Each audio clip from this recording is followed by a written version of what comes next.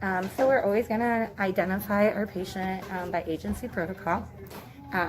We are also going to follow state and federal regulations. We are going to abide by standard procedures or standard precautions, make sure that we're wearing gloves, hand hygiene.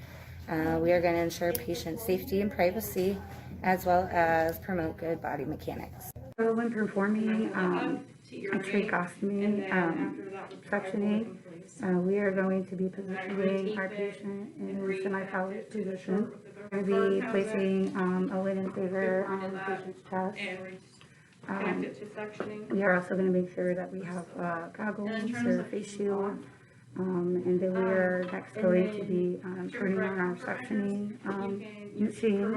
We're going to adjust it so 100 to 150 mmHg for adults, 100 to 120 for children, 50 to 95 for infants.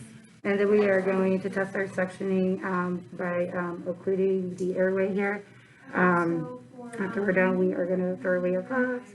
And then we are going to gather our supplies for our sterile field for the catheter suctioning. Okay, so we are going to be doing suctioning, the tracheostomy. We are going to be gathering all our supplies. We've got a suction catheter here. We are going to make sure that we are opening it beforehand. Then we are going to perform applying the sterile procedure gloves. So, okay, we're going to be putting on our gloves.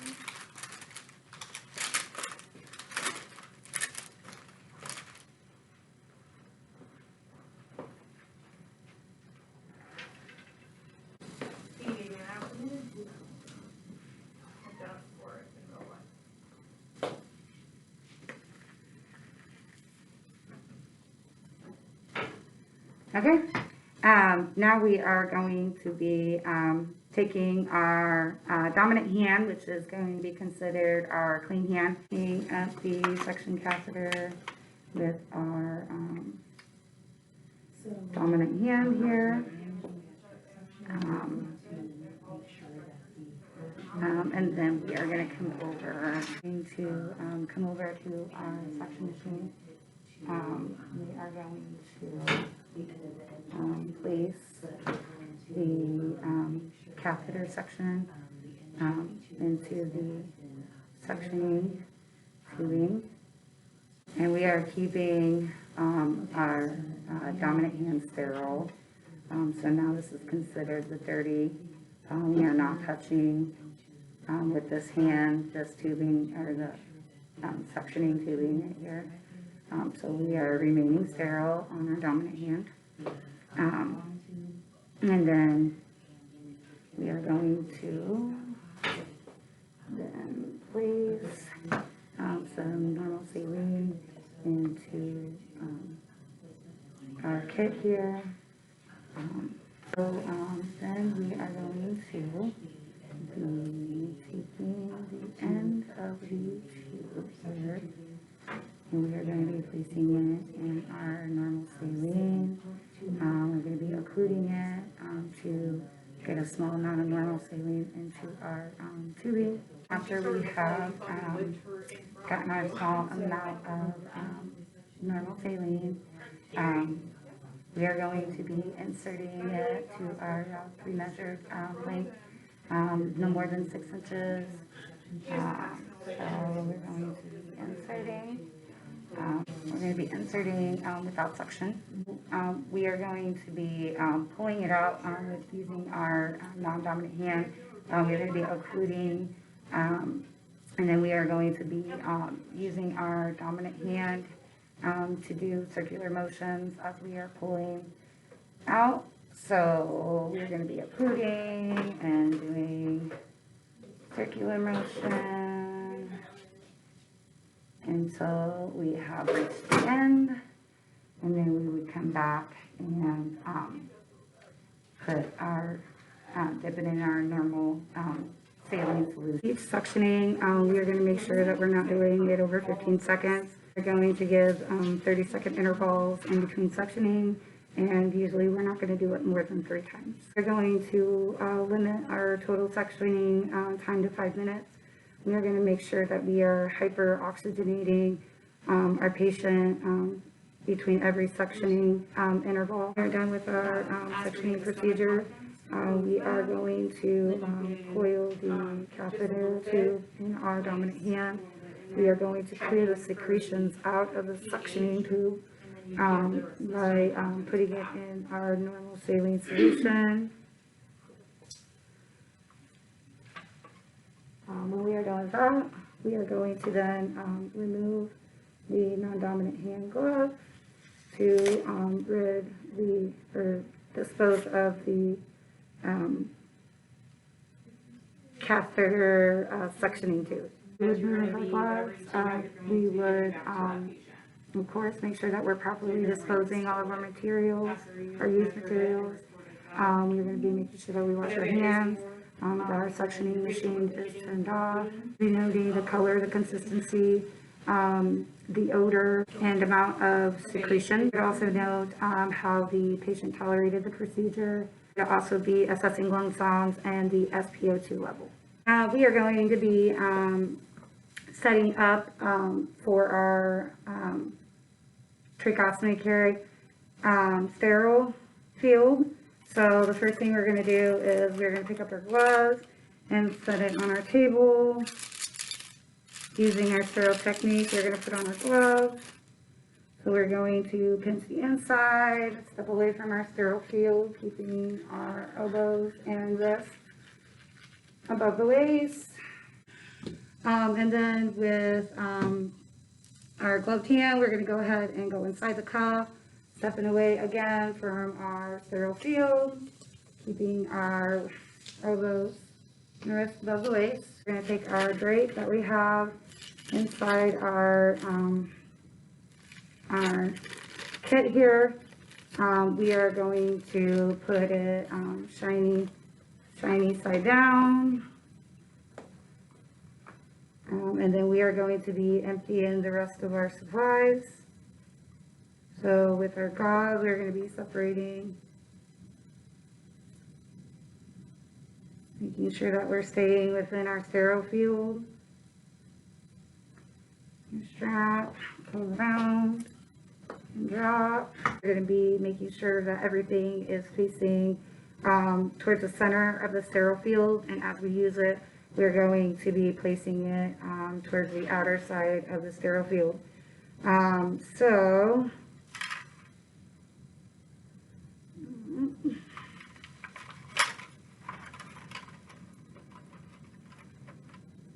the Q-tips are going to go out and around. These are going to go here.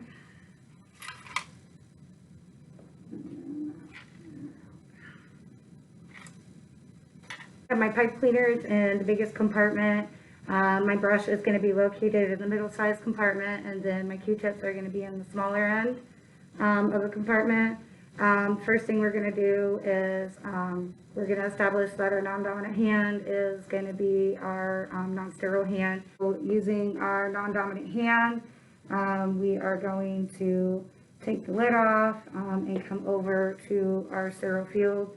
The only one that gets the hydrogen peroxide is our middle compartment here. And after we have done the peroxide, we're going to come around and we're going to get our saline, sterile saline, and we are going to pour in all the rest of the compartments, not reaching around our sterile field. We are going to only put half into the middle-sized compartment because it already contains the hydrogen peroxide. Patients receiving oxygen, we are going to use our non-dominant hand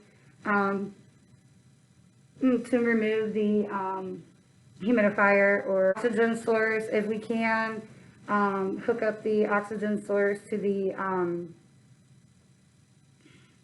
outer cannula. We should do so. If that's not possible, then we're going to have a respiratory therapist set up that oxygen blow-by. With our non-dominant hand, we are going to remove the cannula here. So And make sure that we're holding the trach in place with our middle finger while we're taking it out. We are going to be placing it in our half hydrogen peroxide, half normal saline solution. We are then going to be using our dominant hand and grabbing the brush. We are going then to use the brush and clean our tray.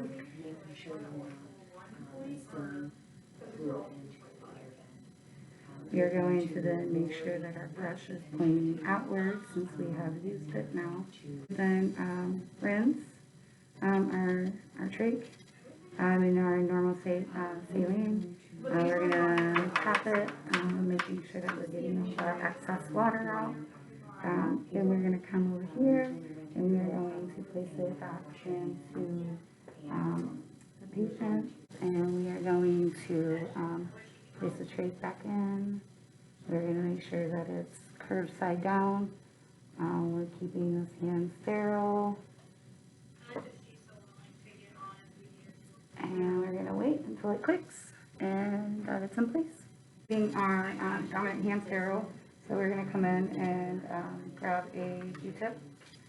Using the outside of the face paint.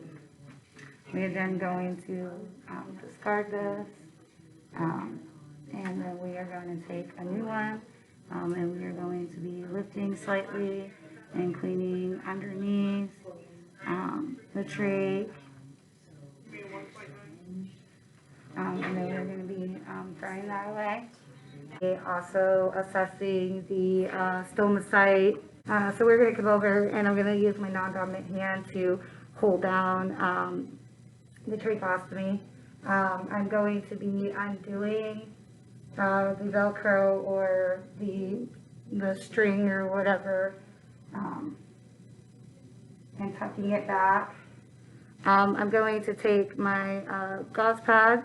I'm going to be dipping it in my saline solution. And we are going to be cleansing the neck area on the side that I removed the strap. So we will clean it, and then we will also dry it. We're going to be taking our new strap and putting it in place. We are going to be continuously holding on to our trach.